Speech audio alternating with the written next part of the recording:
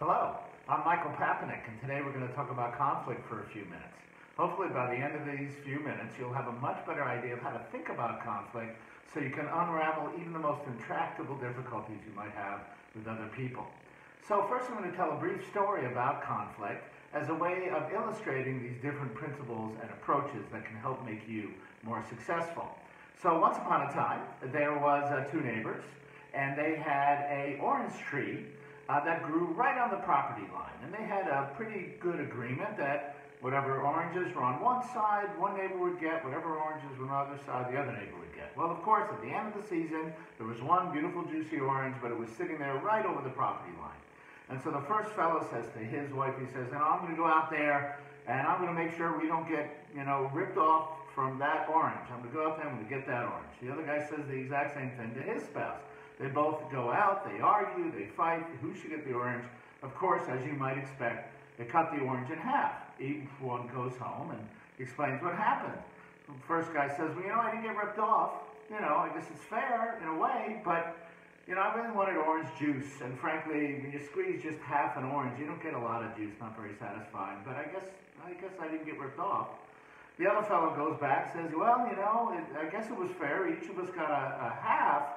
I didn't, lose to that horrible neighbor, but you know what? I really wanted to make that orange muffin that you love, and I just needed the orange zest from a whole rind. Well, I only have half a rind, so clearly I'm not going to be able to make the orange muffins. So, what is the moral of the story about the orange tree? Well, clearly, if they had been able to truly share with the other party what they really were interested in this case, they both could have gotten what they wanted. And so that illustrates a different approach to conflict. A lot of this is first developed from a wonderful book called Getting to Yes, which you can find in a sequel, Getting Past No. And it's a great book, and it's something that we use as leaders, coaches, team members. Anybody trying to influence or implement anything needs to be able to deal with conflict. So, what we've got is a situation where they each had what we call a position.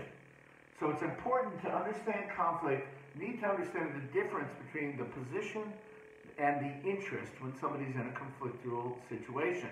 So their position in our story was, I'm not going to get messed over, I'm going to get that whole orange no matter what. That's when they came to the conflict.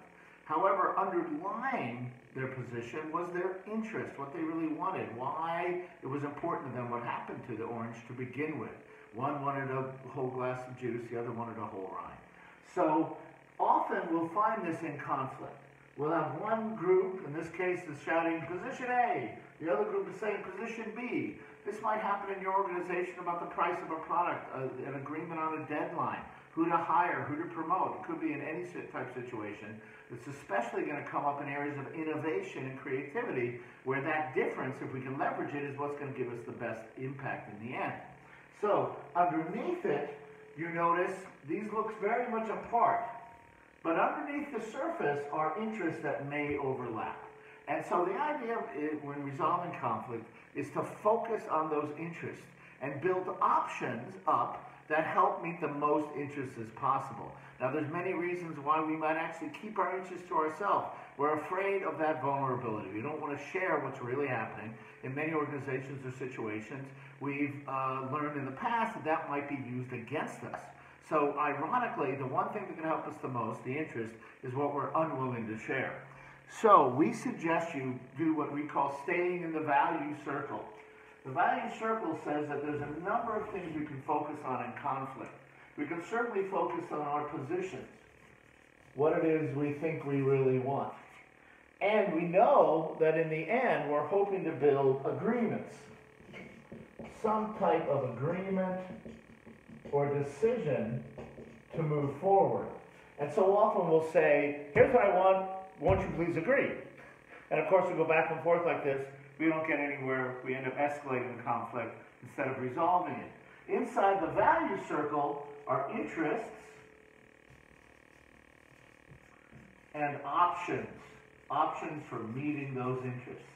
This is where we want to stay. This is where the value is. Because when we come out of this value circle, we end up focusing on the people, not the problem. We end up focusing on who's going to win, who's going to lose, and we end up essentially leaving money on the table, not getting what we wanted out of the situation to begin with. So, in the future, please remember positions, interests, and options, and focus